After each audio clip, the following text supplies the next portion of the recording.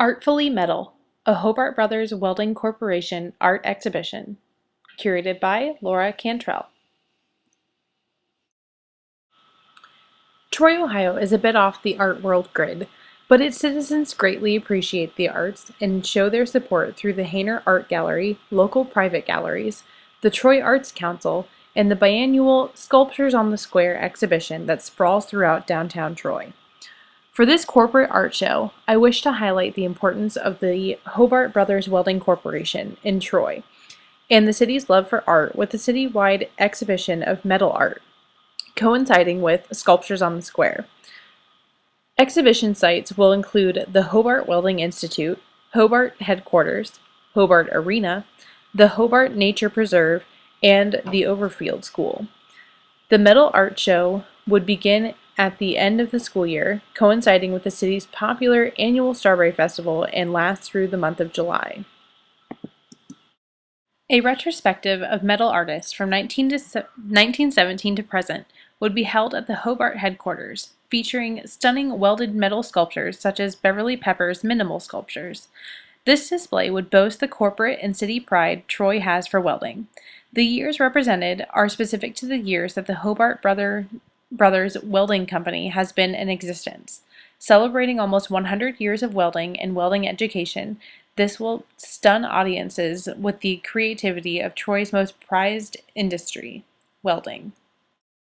Troy's charming downtown square is typically part of a biannual sculpture exhibition called Sculptures on the Square.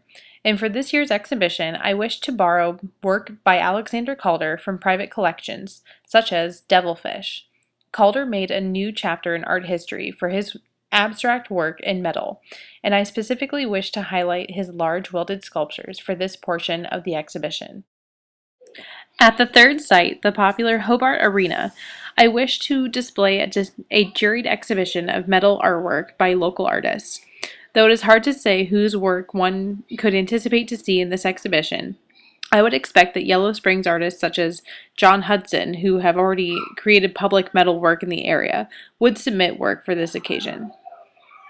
The Hobart Welding Institute is a renowned place for welding education and is one of the few places where one can be trained in the latest in welding technology. For the Welding Institute's campus, I wish to see an indoor and outdoor display of Deborah Butterfield's horses, exclusively her collection of metal and scrap metal sculptures. Lastly, for an interactive way for the community and young creative learners to engage with this unique exhibit of metal arts, I want to invite the artist John Safer to work with the young students of the Overfield School for a one-week artist in residence, while also displaying his work in the school's gathering place.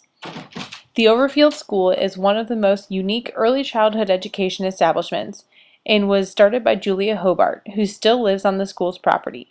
The Overfield School is one of the few genuine Reggio Emilia schools in Ohio and strongly supports the arts, as they invite several artists in residence a year. I have selected John Safer for this experience specifically because of his themes of movement and abstraction, and also because of his importance to the Dayton area, as he has created a large stately sculpture for the Dayton Art Institute out of metal.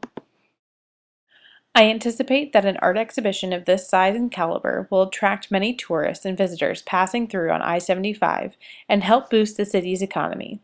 Just as with the Gentlemen of the Road tour that stopped in Troy in 2013, the city's citizens and newcomers alike will discover the artistic charm of this small town.